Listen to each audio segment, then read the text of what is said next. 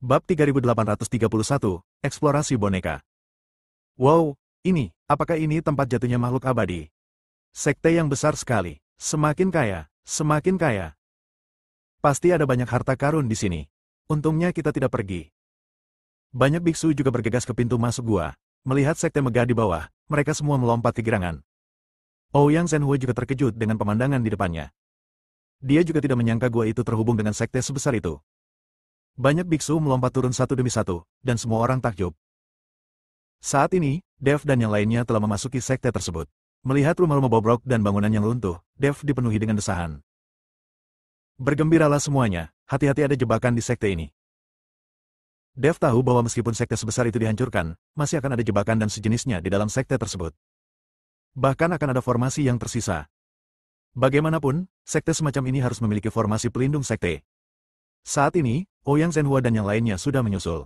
Melihat Dev dan yang lainnya berhati-hati, Ouyang Zhenhue melangkah maju dan berkata, "Rekan Tao, apakah masih ada bahaya di sekte suci yang hancur ini?" Ouyang Zhenhue bertanya kepada Dev karena dia merasa Dev seharusnya mengetahui hal ini sebelumnya. Bagaimanapun, tidak ada yang berani memasuki gua, tetapi Dev adalah orang pertama yang masuk. Bagaimana Dev berani masuk tanpa jaminan dan keyakinan penuh? Aku tidak tahu, tapi lebih baik berhati-hati. Lagi pula, untuk sekte sebesar itu, pasti ada formasi dan jebakan yang tersisa. Kata Dev. Kalau begitu, biarkan boneka di tanganku menjelajahi jalannya. Jika memang ada bahaya, kita bisa meresponsnya. Setelah Ouyang Zhenhue selesai berbicara, dia melambaikan lengan bajunya dan dua bayangan hitam langsung muncul.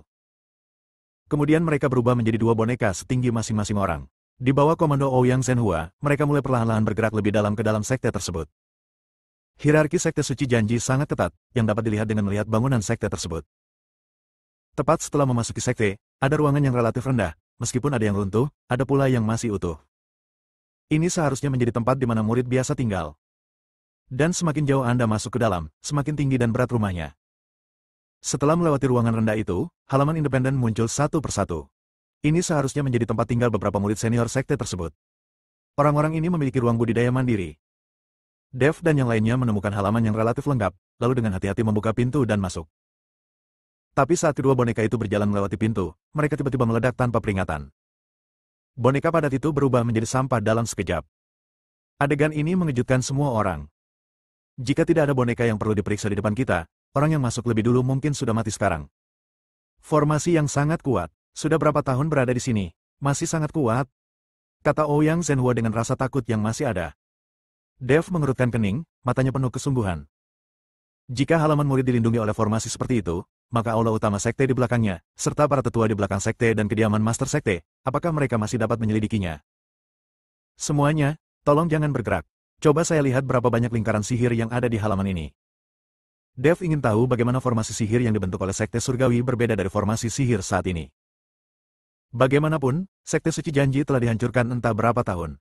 Ketika Raja Iblis Ciyun datang ke dunia surga dan umat manusia, sekte suci janji telah dihancurkan. Dan Raja Iblis Ciyun telah ditekan di kaki Gunung Iblis selama ribuan tahun, bahkan lebih awal dari perang antara dewa dan iblis. Maka kehancuran sekte suci janji akan semakin lama. Apakah ada perang mengerikan lainnya sebelum perang antara dewa dan setan? Dev merenung, jika dia bisa menghancurkan sekte sebesar itu seperti sekte suci janji, maka kekuatan pihak lain pasti sangat menakutkan. Bab 3832, Formasi Berantakan. Bagaimanapun, karakter seperti Raja Iblis Ciyun tidak akan pernah bisa menghancurkan sekte seperti sekte suci Wuji. Dev sedang merenung dalam hatinya, tapi Raja Iblis Ciyun berkata, "Nak, pikirkan saja, jangan selalu membandingkanku. Meskipun aku adalah Raja Iblis, aku bukanlah masternya. Bagaimana aku bisa menghancurkan seseorang seperti suci janji? Sekte surgawi.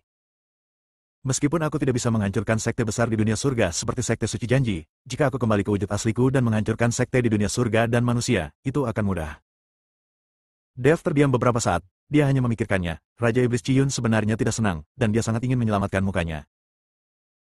"Bantu saya membuka mata Tianming. Saya ingin mengamati berapa banyak formasi yang tersisa di sekte suci ini." Dev berkata pada Raja Iblis Ciyun. Segera, cahaya merah menyala di dahi Dev, dan kemudian bentuk yang mirip mata muncul di dahi Dev. Kemudian mata Dev berubah suram, dan formasi muncul dengan bantuan mata Tianming. Saya melihat serangkaian pola formasi yang kompleks dan misterius, membentuk formasi demi formasi. Melihat formasi di depannya, Dev menarik napas, karena formasi di depannya sungguh indah. Terlebih lagi, Ini adalah halaman para murid Sekte Suci, jadi dikelilingi oleh berbagai formasi. Ada formasi pertahanan, formasi pembunuhan, dan formasi pengumpulan roh untuk membantu budidaya. Banyak formasi yang tumpang tindih di halaman. Ini adalah pertama kalinya Dev melihat formasi yang tumpang tindih seperti ini. Perlu Anda ketahui bahwa setiap formasi memiliki fungsi yang berbeda-beda. Jika ditempatkan pada posisi yang sama maka akan terdapat batasan yang berbeda-beda. Bagaimanapun, ada beberapa formasi di satu tempat, dan kondisi untuk membuka formasi akan dibatasi. Kapan kita harus mengaktifkan formasi pertahanan, kapan kita harus mengaktifkan susunan pembunuh, dan kapan kita harus mengaktifkan susunan pengumpul roh. Ini adalah masalah yang sangat rumit. Dev ingin menyusun formasi di beberapa tempat, dan harus proporsional dengan baik, agar formasi dapat diaktifkan secara berurutan. Tapi ini adalah pertama kalinya Dev melihat formasi serba inklusif seperti ini disatukan. Dev menggunakan mata Tianming-nya untuk mengamati berbagai formasi dengan cermat. Dia ingin mengambil kesempatan ini untuk melakukan penelitian dan mempelajari beberapa teknik formasi, yang mungkin bisa sangat membantunya. Dengan mata Tianming, Dev dapat secara intuitif mendeteksi berbagai formasi, dan penelitian akan jauh lebih cepat. Dev menatap kosong, dan banyak biksu di belakangnya tidak sabar. Apa yang orang ini lakukan? Bisakah dia menghancurkan formasi? Kenapa kamu diam saja? Apakah kamu terjebak dalam rangkaian ilusi? Berapa lama waktu yang dibutuhkan? Beberapa biksu tidak sabar menunggu. Semuanya, harap bersabar. Rekan Daoi Dev ini memimpin dalam menyelamatkan kita dan membawa kita ke sini. Kita harus memilih untuk percaya padanya. Mari kita tunggu dan lihat. Diperkirakan lingkaran sihir ini akan sulit dipatahkan. Ouyang Shenhua menghibur semuanya. Setelah mendengarkan kata-kata Ouyang Shenhua, banyak biksu menjadi diam. Pada saat yang sama, Munai, yang berada di puncak gunung, menemukan bahwa Dev dan yang lainnya sudah lama tidak mencapai puncak gunung. Mu Yao dan semua orang di keluargamu juga menjelajahi seluruh puncak gunung, tetapi tidak menemukan tambang batu Youji. Nona, seluruh puncak gunung telah diperiksa kecuali sisinya yang dibungkus oleh tanah kekacauan. Kami telah melihat ke tempat lain dan tidak menemukan tiang batu tambang sama sekali. Tapi banyak batu tiang berserakan di mana-mana. Saya mengirim orang untuk mengambilnya banyak. Kata Mu Yao. Penglihatan seekor tikus rabun, berapa banyak yang bisa diambilnya? Hanya jika kita menemukan tambang batu tiang, maka keluargamu kita akan memiliki aliran sumber daya batu tiang yang stabil. Lalu kenapa Dev dan yang lainnya tidak muncul? Munai sedikit mengernyit, dia tidak tahu bahwa Dev dan yang lainnya telah menemukan gua itu. Nona, tidak ada tambang Jishi di puncak gunung. Mungkinkah itu berada di tengah gunung? Mungkinkah Dev dan yang lainnya menemukan tambang batu tiang di tengah gunung, jadi mereka tidak muncul? Kata Mu Yao. Bab 3833, jadi itu saja. Sangat mungkin kita akan turun gunung. Munai melambaikan tangannya dan memimpin semua orang di keluargamu menuruni gunung. Pintu masuk gua masih bersinar terang. Tidak lama lagi semua orang di keluargamu dapat menemukan gua tersebut. Saat ini, Dev masih mengamati dan memahami formasi di depannya.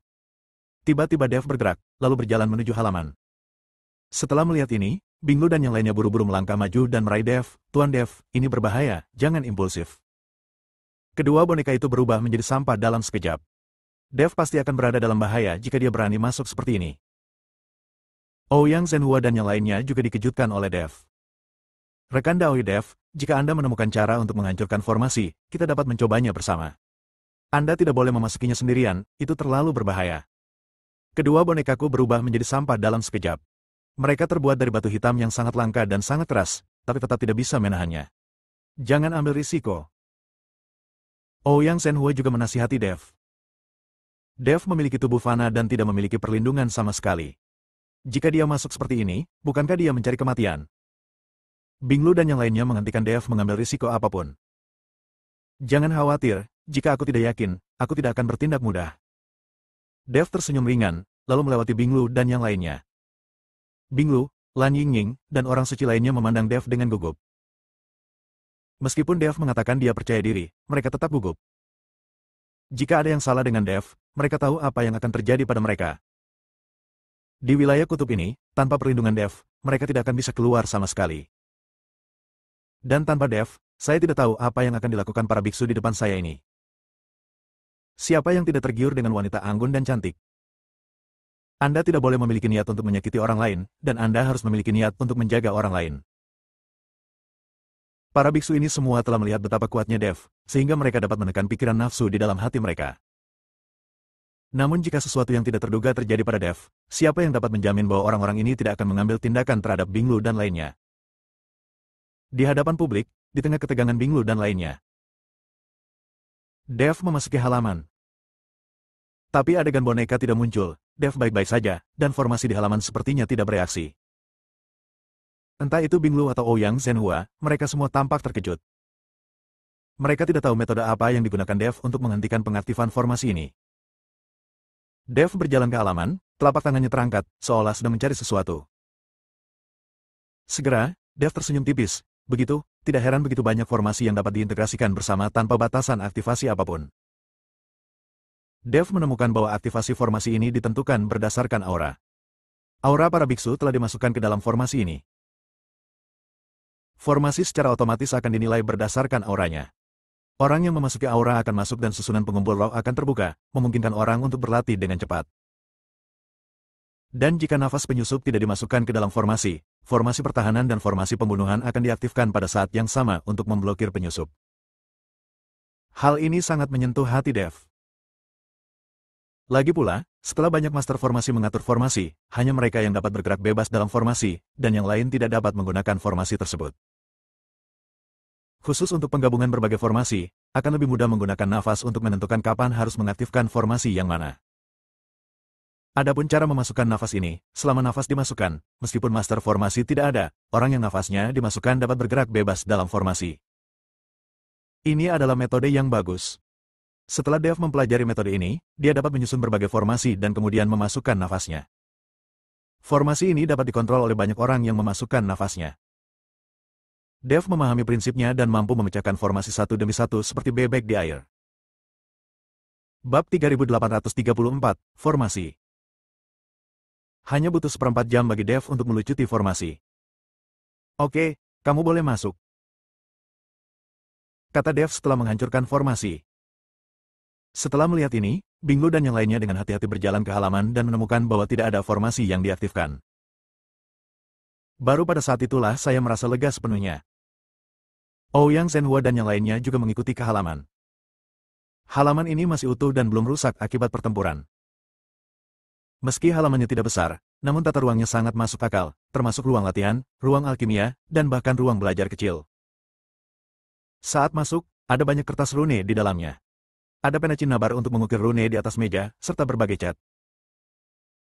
Dev tidak dapat membayangkan bahwa murid dari Sekte Suci Wuji ini juga bisa membuat ramuan dan menggambar jimat. Dia benar-benar berbakat. Melihat jimat di depannya, Dev mengulurkan tangan untuk mengambilnya. Tapi begitu dia menyentuhnya, jimat itu langsung berubah menjadi abu. Pada saat ini, Dev tidak berani membaliknya dengan santai, tetapi melihat rune di atas meja, dia melihat beberapa rune telah digambar di atasnya, tetapi tidak semuanya tergambar sama sekali. Biksu itu pergi dengan tergesa-gesa saat itu. Ah! Tepat ketika Dev sedang mempelajari rune setengah tergambar dengan hati-hati, seseorang tiba-tiba berteriak. Dev bergegas keluar dari ruang kerja. Saya menemukan seorang biksu yang telapak tangannya seperti terkorosi oleh sesuatu, dan asap putih keluar dari telapak tangannya. Dev, dengan mata tajam dan tangannya yang cepat, memotong tangan pria itu dengan satu pedang. Segera, telapak tangan yang dipotong berubah menjadi asap putih, terkorosi seluruhnya dan menghilang. Bagaimana kabarnya? Ouyang Zhenhua juga terlihat kaget dan bertanya pada biksu itu. Aku baru saja melihat disformasi di dalam ruangan dan ingin mengambilnya dan mengamatinya, jadi ternyata seperti ini, kata biksu yang kehilangan telapak tangannya. Jelas sekali, biksu ini ingin mendapatkan harta karun di ruangan ini, tetapi tanpa diduga dia berkomplot melawannya. Tampaknya sangat damai di sini, dan sepertinya tidak ada bahaya sama sekali. Faktanya, ada arus bawah di sini, penuh dengan segala macam bahaya dan ketidakpastian. Dev memperingatkan semua orang. Jika seseorang mencoba mencuri sesuatu lagi, berbagai situasi mungkin timbul. Setelah mendengarkan kata-kata Dev, para biksu yang awalnya ingin mencari harta karun menjadi jauh lebih jujur. Sekte suci janji ini penuh dengan keanehan, mereka tidak berani bertindak sembarangan. Dev berjalan ke barisan yang dibicarakan biksu itu. Saya melihat platformasi itu diukir dengan sangat indah. Dev mengamatinya dengan cermat untuk waktu yang lama, tetapi dia tidak tahu formasi apa itu dari pola formasinya. Di telapak tangan Dev, bola api gas meledak, dan kemudian nyala api menyelimuti susunan tersebut, diikuti dengan semburan asap. Permukaan piringan formasi sebenarnya mulai berkedip dengan lampu hijau berpendar. Jelas sekali bahwa seseorang telah merusak piringan formasi dan menaburkan bubuk obat yang tidak diketahui di atasnya. Apapun yang disentuhnya akan langsung terkorosi. Namun, di bawah nyala api pamungkas, lampu hijau neon menjadi semakin lemah. Setelah apinya padam, Dev mengulurkan tangan dan mengambil pelat susunan. Tangan Dev tidak terkorosi. Dev mempelajarinya dengan cermat, dan seberkas kekuatan spiritual menembus ke dalam disformasi. Dev ingin mengaktifkan disformasi untuk melihat jenis formasi apa yang diukir di disformasi Sekte Surgawi. Tapi tidak peduli bagaimana Dev menyuntikkan kekuatan spiritual, pelat formasi tidak menunjukkan reaksi sama sekali.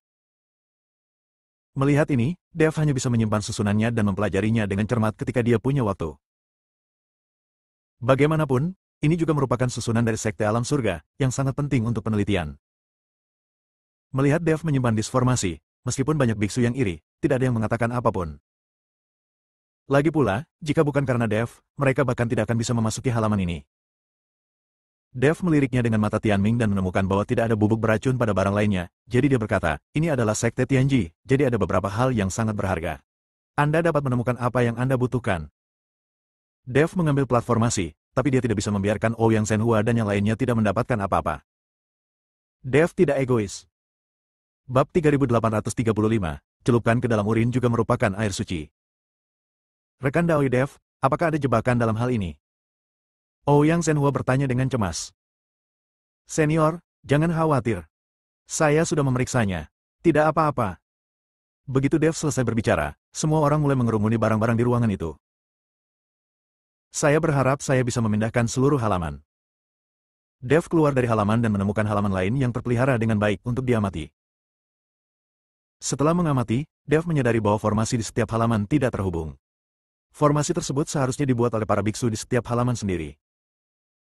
Bagaimanapun, tingkat kultivasi setiap orang dan pemahaman tentang formasi berbeda, jadi wajar untuk menyiapkan formasi yang berbeda. Namun ada satu hal, yaitu halaman-halaman ini merupakan perpaduan dari berbagai formasi, dengan aura yang tertanam di dalamnya. Artinya, biksu lain yang datang ke halaman tidak akan diserang oleh formasi halaman. Dev menerobos formasi dengan mudah, dan kemudian berjalan ke halaman, seolah-olah dia telah masuk ke rumahnya sendiri. Binglu dan yang lainnya akhirnya melihat kemampuan Dev, jadi mereka mengikuti di belakang dan tidak lagi takut sama sekali. Berjalan ke halaman, tata letak dan perabotannya hampir sama. Hanya saja tidak ada ruang untuk menggambar jimat di halaman ini. Biksu ini seharusnya tidak tahu cara menggambar jimat. Setelah melihat sekeliling, tidak ada yang bagus, dan Dev sedikit kecewa. Jika tidak ada apapun di halaman yang lengkap ini, maka di tempat lain yang runtuh dan bobrok, seharusnya tidak ada apapun. Tuan Dev, lihat apa ini? Binglu tiba-tiba mengeluarkan gulungan yang sudah tertutup debu dari sudut ruangan. Hati-hati. Dev terkejut dan segera mengambil gulungan itu. Jika ada jebakan di sini, es dewa akan berada dalam bahaya. Tapi untungnya, tidak ada jebakan, dan embun esnya baik-baik saja. Dev mengambil gulungan itu dan menemukan bahwa itu hanyalah hal biasa, dan dia tidak dapat merasakan energi spiritual bermakna yang terpancar darinya sama sekali. Semakin sering hal ini terjadi, Dev menjadi semakin aneh. Biasanya, benda-benda di sini tidak memiliki aura sama sekali. Bagaimanapun, mereka semua melewati tangan makhluk abadi. Bahkan jika itu adalah benda acak, mereka seharusnya menjadi harta karun di dunia para dewa dan manusia ini. Bagaimana bisa begitu biasa tanpa adanya fluktuasi energi spiritual? Terus terang, meskipun makhluk abadi direndam dalam air seni, jika mencapai dunia para dewa dan manusia, itu pasti air suci, penuh energi spiritual atau energi peri. Dev mengujinya lagi dan menemukan bahwa gulungan itu tidak mengalami fluktuasi energi spiritual. Melihat ini, Dev menemukan sebuah meja dan membuka gulungan itu sedikit demi sedikit. Dev sangat berhati-hati karena dia tidak tahu apa yang ada di gulungan ini. Ketika gulungan itu setengah terbuka, Dev menemukan ada halaman dan pavilion yang dilukis di atasnya. Lukisan itu sangat indah dan hidup. Ketika gulungan itu terbuka sepenuhnya, gulungan sekte yang megah muncul di depan Dev dan yang lainnya. Ini. Apakah seperti ini sekte suci janji sebelum dihancurkan? Dev melihat gambar di depannya, dan hatinya dipenuhi dengan keterkejutan. Karena melihat gulungan itu, sekte suci janji memang luar biasa, 1000 kali lebih kuat dari gambar bobrok sekarang. Meskipun sangat bobrok, Dev merasa sangat agung. Bisa dibayangkan betapa mengejutkannya pemandangan tersebut sebelum dirusak. Nafas Dev menjadi sedikit cepat, dan bahkan Binglu dan yang lainnya pun terkejut.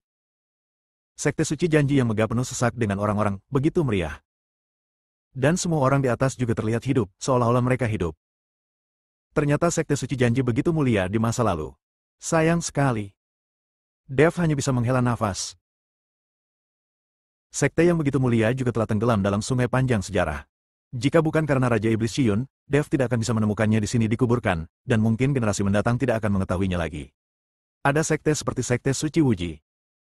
Bab 3836, Gulir Penindasan. Dev perlahan mengambil gulungan itu dan melihatnya dengan hati-hati.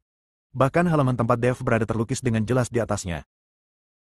Namun, ketika Dev mengambil gulungan itu dan mengaguminya, dia menemukan bahwa gulungan itu diterangi oleh cahaya, dan sepertinya ada sesuatu yang tersembunyi di balik lukisan itu. Bisa melihat bayangan, tapi kenyataannya tidak. Apakah gulungan ini adalah gambar di dalam gambar? Dev sedikit mengernyit. Yang disebut lukisan di dalam lukisan adalah menyembunyikan satu lukisan di dalam lukisan lain. Hanya melalui cahaya khusus atau direndam dengan ramuan barulah lukisan yang tersembunyi itu dapat terlihat. Apakah kamu menemukan hal lain di lukisan ini? Dev mengambil gulungan itu dan bertanya pada Binglu dan yang lainnya. Binglu dan yang lainnya menggelengkan kepala. Tuan Dev, bukankah ini lukisan Wuji Sengsong? Ada lukisan lain. Saya tidak melihatnya, kata Binglu. Dev sangat bingung. Dia mengangkat gulungan itu lagi dan melihat dengan hati-hati melalui cahaya. Dia memang bisa melihat sosok yang sangat buram di bawah lukisan sekte tersebut. Dev mencoba membuka mata Tianming, karena mata Tianming dapat meninggalkan semua rintangan dan melihat esensinya. Ketika mata gelap terbuka hari itu, Dev menemukan bahwa lukisan itu perlahan berubah. Sekte megah itu menghilang begitu saja, dan sosok buram menjadi semakin jelas. Saya melihat seorang pria mengenakan jubah hitam, mahkota hitam, dan memegang tongkat tengkorak di tangannya. Mata orang ini berwarna hitam, dan dia memiliki aura kultivator jahat. Hanya dengan sekali melihatnya saja sudah membuatnya merasa seperti telah jatuh ke dalam jurang maut. Dan di sekitar orang ini, ada hantu yang tampak sangat ganas dan menyeringai di sekelilingnya. Pada jubah hitam pria ini, pola berbentuk wajah hantu sepertinya memancarkan cahaya. Cahaya inilah yang menarik perhatian hantu di sekitarnya. Dev sangat penasaran siapa orang dalam lukisan ini. Dan sepertinya dia pasti seorang kultivator iblis. Namun mengapa ada potret seorang pembudidaya iblis yang tersembunyi di dalam gulungan sekte suci janji? Bukankah ini terlalu aneh? Tepat ketika Dev terpesona, orang dalam lukisan itu tampak hidup, dengan matanya yang dalam dan gelap memancarkan cahaya yang menakjubkan. Pada saat yang sama, hantu-hantu ganas di sekitarnya bergegas menuju Dev dengan gigi dan cakar terbuka. Hal ini mengejutkan Dev. Dia tidak pernah menyangka bahwa hantu dalam lukisan itu benar-benar hidup. Ah! Dev tertangkap basah dan berteriak. Pada saat yang sama, Daluo Jindian di lautan kesadaran Dev langsung memancarkan cahaya kemasan yang menyilaukan. Tuan Dev, ada apa denganmu? Binglu dan Lan Yingying bergegas maju dan bertanya. Dev akhirnya sadar dan menemukan bahwa dia masih memegang sebuah gulungan di tangannya, dan masih ada lukisan sekte suci Wuji di atasnya. Anda tidak dapat melihat potret pembudidaya iblis sama sekali, apalagi hantu yang ganas. Apakah kamu memperhatikan ada roh jahat yang muncul? Dev bertanya dengan rasa takut yang masih ada. Tidak, barusan kamu memegang lukisan ini dan berdiri dengan pandangan kosong, seolah-olah kamu telah kehilangan jiwamu. Binglu menggelengkan kepalanya dan berkata, aneh, apakah itu hanya halusinasi? Dev berkeringat dingin di dahinya. Namun perasaan barusan itu terlalu nyata dan sangat menakutkan, terutama cahaya yang memancar dari mata pada potret pembudidaya iblis, yang membuat Dev merasa seolah-olah dia telah jatuh ke neraka. Itu bukan ilusi. Baru saja, cahaya kemasan melintas di lautan kesadaranmu, hampir membunuhku, kata Raja Iblis Ciyun dengan gemetar. Baru kemudian Dev teringat bahwa Daluo Jindian dalam kesadarannya barusan tiba-tiba meledak dengan cahaya kemasan. Bahkan Dev sendiri tidak tahu apa yang sedang terjadi. Senior, apakah kamu kenal orang yang ada di gulungan itu tadi? Tampaknya dia juga seorang kultivator iblis. Dev bertanya pada Raja Iblis Ciyun. Karena dia baru saja melihatnya, Raja Iblis Ciyun juga pasti bisa melihatnya. Raja Iblis Ciyun menggelengkan kepalanya. Saya tidak mengenalnya, atau saya tidak dapat mengingatnya.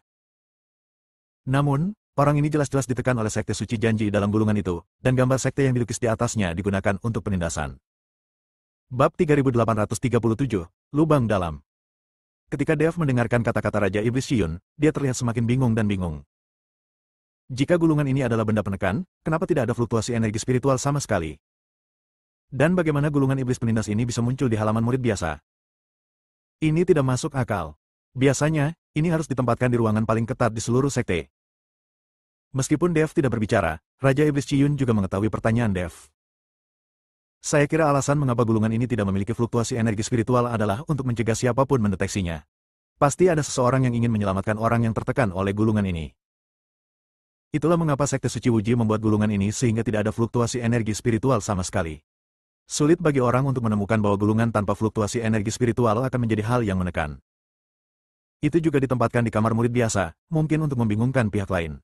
Pihak lain pasti tidak akan mengira bahwa barang sepenting itu akan disimpan di kamar murid biasa. Mungkin, kehancuran Sekte Suci Janji ada hubungannya dengan orang di gulungan itu. Raja Iblis Ciyun sedang menganalisis, tapi dia tidak mengetahui situasi spesifiknya, itu hanya tebakan. Siapa orang-orang yang ditekan oleh gulungan ini? Itu membuat sekte sebesar itu menjadi sangat gugup. Dev sangat bingung, tetapi dia tidak mengenal orang yang ada di gulungan itu, jadi dia menyimpan gulungan itu untuk sementara. Pada saat ini, Ouyang Zhenhua dan yang lainnya juga mengikuti, dan sebelum Dev dapat berbicara, mereka mulai mencari. Karena Dev melihatnya terlebih dahulu, mereka mengira tempat itu aman. Jika ada barang bagus, Dev bisa mendapatkannya dulu. Ada baiknya mereka memungut beberapa melon yang jatuh. Lagi pula, tanpa Dev, mereka bahkan tidak bisa masuk. Dev terus menjelajahi halaman lain. Meskipun dia tidak mendapatkan banyak barang dari dua halaman pertama, mereka memiliki disformasi dan gulungan lukisan. Aku tidak bisa menggunakannya di masa depan.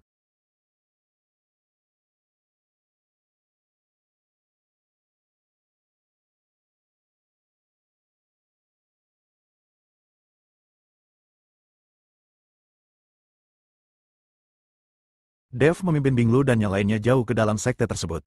Semakin dalam mereka masuk ke dalam sekte tersebut, semakin mengejutkan reruntuhannya, dan semakin serius kerusakannya. Hampir tidak ada rumah lengkap yang terlihat.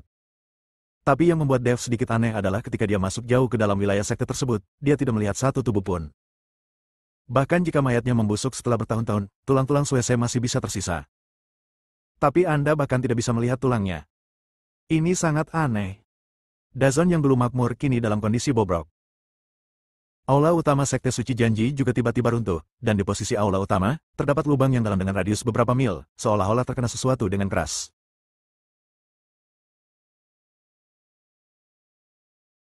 Ini juga merupakan tempat di mana pertempuran paling sengit terjadi, karena bahkan reruntuhannya pun hilang dan berubah menjadi abu. Jangan ikuti aku lagi, tunggu saja di sini sementara aku melihat ke dalam lubang. Dev benar-benar ingin tahu benda apa yang bisa menghancurkan aula utama Sekte Suci Janji ke dalam lubang yang dalam satu gerakan. Binglu mengangguk. Mereka tahu bahwa mengikuti Dev untuk menjelajahi daerah yang tidak diketahui tidak hanya tidak akan membantu Dev, tetapi juga akan menimbulkan masalah baginya. Dev dengan hati-hati masuk ke dalam lubang. Tapi begitu dia masuk, Dev merasakan gelombang udara dingin. Meskipun Sekte Suci Janji berada di tanah kacau di wilayah Kutub Selatan dan Padang Es Utara, namun tidak dingin sama sekali. Tanah kacau ini sepertinya tidak terpengaruh oleh wilayah selatan dan utara. Tetapi ketika Dev masuk ke dalam lubang yang dalam, dia merasakan nafas yang dingin. Saat Dev terus masuk lebih dalam ke dalam lubang, dia akhirnya harus menggunakan api pamungkas di tubuhnya untuk menahan dingin. Aneh sekali, kenapa di sini dingin sekali? Dev sangat bingung. Segera, Dev sampai ke dasar lubang. Dasarnya penuh dengan sisa-sisa aula, dan Dev mencari dengan cermat. Bab 3838, segalanya harus berubah menjadi ekstrim. Tapi setelah mencari, tidak ada yang ditemukan, tapi hawa dingin semakin kuat. Dev tidak punya pilihan selain menggunakan mata Tianming lagi. Dengan bantuan mata Tianming, Dev menemukan bahwa di dasar lubang, ada aura api putih yang muncul dari tanah. Dan alasan kenapa suhu di lubang besar ini rendah juga karena aura api putih ini. Dev menusuk tanah dengan keras dengan pedang pembunuh naganya. Tiba-tiba, aura api putih yang lebih besar menyembur keluar, langsung meniup tanah di sekitarnya dan puing-puing bangunan ke segala arah. Pada saat ini, sebuah batu putih susu muncul, dan ukurannya sebesar kepala. Itu adalah batu tiang yang sangat besar. Apakah lubang yang dalam ini disebabkan oleh batu tiang ini? Dev memandang Jishi di depannya dan merasa sangat terkejut. Pantas saja dingin sekali di lubang yang dalam ini. Ternyata ada bongkahan batu tiang yang begitu besar. Dev mengulurkan tangan untuk mengambil batu tiang dan ingin mengambilnya. Namun saat tangannya baru saja menyentuh batu tiang, seluruh lengannya membeku dengan kecepatan yang tidak terduga. Embun beku putih dengan cepat menutupi lengan Dev. Kali ini, Dev panik dan mencoba melepaskan diri, tetapi ternyata dia tidak bisa menggerakkan lengannya. Dev dengan cepat menggunakan sumber api, menyebabkan seluruh lengannya terbungkus api. Di bawah api yang hebat, lengan Dev mencair dan kemudian terlepas. Dev memandang Jishi di depannya dan sangat terkejut di dalam hatinya. Batu tiang ini terlalu jahat. Meski besar, energi sedingin esnya terlalu kuat. Dev telah mengambil begitu banyak batu kutub di daerah kutub, tetapi hal seperti ini belum pernah terjadi. Walaupun batunya dingin, tapi orang yang menyentuhnya tidak akan membekukan. Apakah kamu melihat apa yang ada di dalam batu itu? Saat ini, Raja Iblis Ciyun berbicara. Dev kemudian melihat lebih dekat, dan benar saja, dia menemukan nyala api masih menyala di dalam batu tiang. Ini. Dev tercengang. Batu tiang ini merupakan benda es dan dapat memberikan pelatihan bagi mereka yang mempraktekkan teknik berbasis es. Bagaimana bisa ada api di dalamnya? Anda harus tahu bahwa tidak ada ruang untuk es dan api. Melihat Jishi di depannya, Dev benar-benar bingung. Ini telah menyentuh titik buta pengetahuannya. Dia belum pernah melihat yang seperti ini. Aku ingat, ini pasti api es yang sangat dingin yang legendaris, kan? Kata Raja Iblis Ciyun tiba-tiba. Api es yang sangat dingin. Dev tercengang.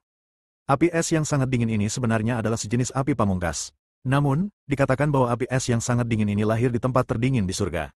Saya tidak tahu bagaimana api itu bisa muncul di sini. Mungkinkah kehancuran Sekte Suci Janji berhubungan dengan api es yang sangat dingin? Kata Raja Iblis Ciyun. Sejenis api yang ekstrim. Dev bahkan lebih bingung lagi. Lalu apakah api es yang sangat dingin ini akan membakar orang sampai mati, atau membekukan mereka sampai mati? Tentu saja dia mati kedinginan. Pernahkah Anda mendengar bahwa ketika keadaan menjadi ekstrim, keadaan akan berbalik? Raja Iblis Ciyun bertanya. Tentu saja aku pernah mendengarnya. Dev mengangguk. Ketika suhu api pamungkas mencapai nilai kritis, maka akan terbentuk suhu sebaliknya. Artinya, semakin tinggi suhunya, semakin berat es dan udara dingin dari api pamungkas. Api es yang sangat dingin ini mungkin lebih dingin daripada benda dingin lainnya. Raja Iblis Ciyun menjelaskan. Dev masih belum begitu memahaminya ketika mendengarnya, namun dia tahu bahwa nyala api es yang sangat dingin ini adalah benda yang paling dingin. Tidak heran lengannya langsung membeku saat dia menyentuhnya. Melihat Dev sepertinya mengerti, Raja Iblis Ciyun terus menjelaskan, ketika kecepatan suatu benda mencapai kecepatan tercepat dan mencapai nilai kritis, maka benda itu akan tampak lambat.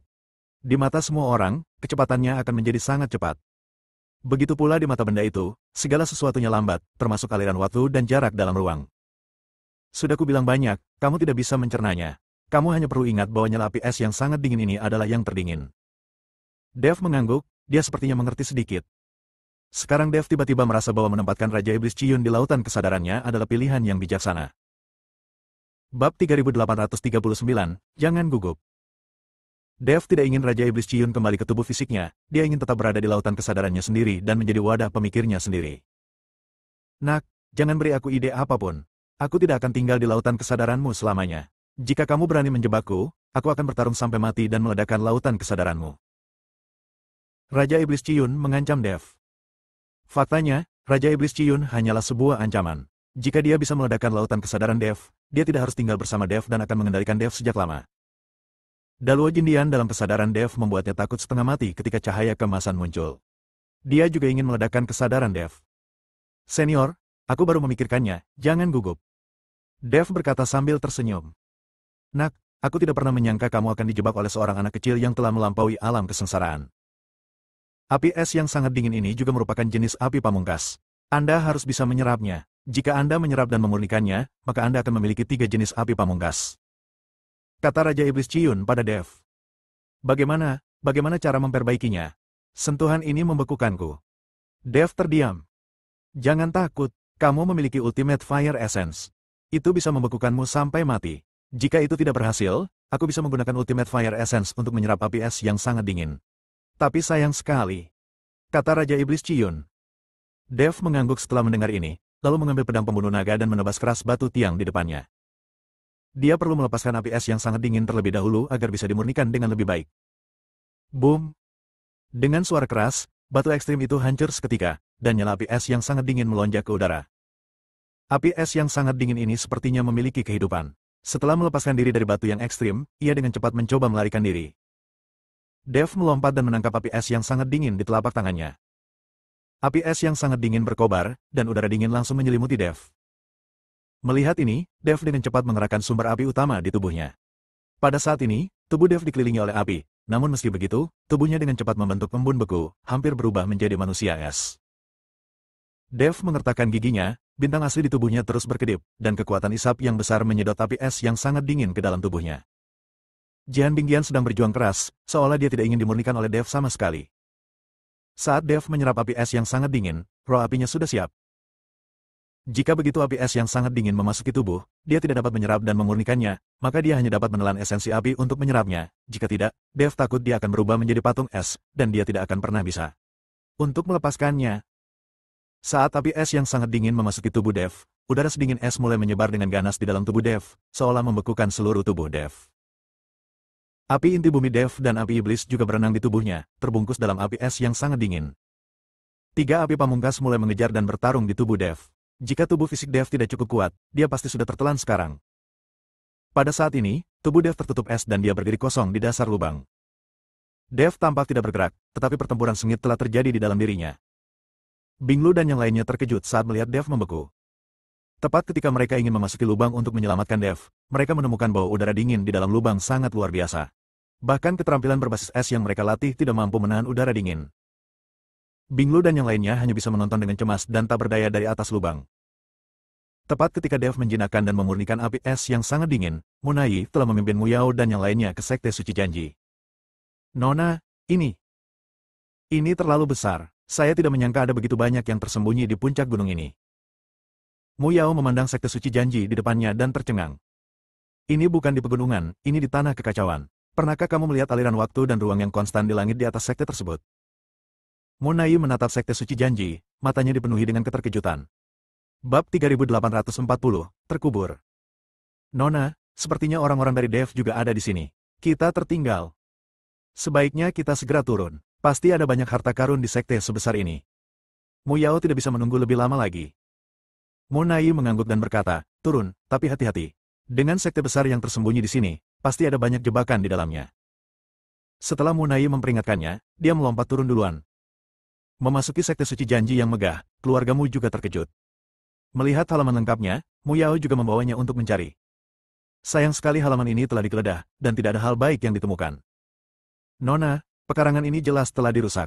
Mungkin semua barang bagus di dalamnya telah diambil. Saya pikir kita harus mempercepat dan mendahului orang-orang ini. Kata Muyao. Munai mengangguk lalu mempercepat langkahnya.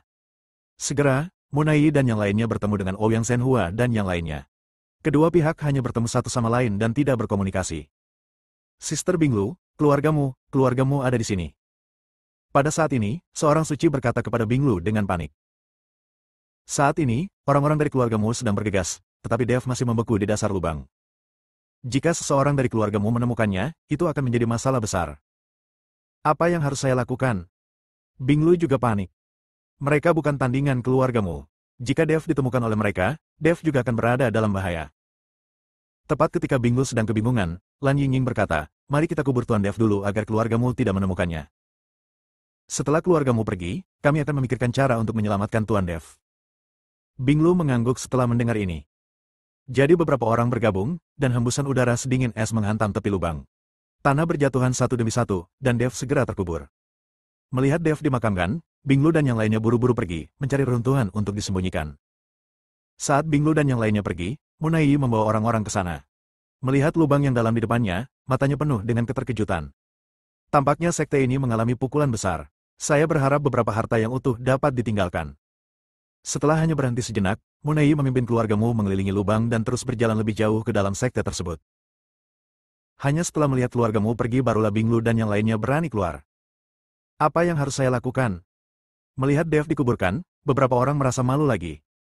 Hawa dingin di lubang yang dalam ini begitu kuat sehingga mereka tidak tahan sama sekali. Saat ini, Dev masih berusaha sekuat tenaga untuk memadamkan api es yang sangat dingin. Selama dia memurnikan api es yang sangat dingin ini, Dev akan mengalami 3 api pamungkas. Dengan upaya terus-menerus Dev, api es yang sangat dingin akhirnya menjadi semakin lemah di bawah serangan 2 api ekstrim. Pada akhirnya, bintang asli Dev berkedip-kedip, langsung menyerap api es yang sangat dingin. Setelah memurnikan api es yang sangat dingin, suhu di dalam lubang langsung meningkat dan tidak lagi sedingin itu. Tepat ketika Binglu dan yang lainnya kebingungan, Dev keluar dari tanah, melompat dan mendarat di tanah. Tuan Dev, apakah Anda baik-baik saja? Melihat Dev muncul, beberapa orang berlari dengan cepat. Tidak apa-apa, aku baru saja menemukan sebongkah batu. Dev berbalik dan mengeluarkan bongkahan batu besar itu. Meski dipatahkan oleh pedang Dev, batu tiang ini jauh lebih besar dari batu tiang lainnya.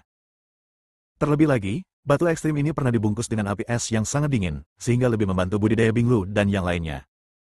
Batu tiang yang besar sekali. Wajah Binglu penuh kegembiraan dan dia menyingkirkan batu tiang itu. Apakah keluarga Tuan Ouyang belum berhasil menyusul mereka? Dev melihat sekeliling dan bertanya. Belum, tapi orang-orang dari keluargamu ada di sini. Kata Binglu. Apa, keluargamu juga menemukan tempat ini. Dev tidak bisa menahan diri untuk tidak mengerutkan kening. Bersambung.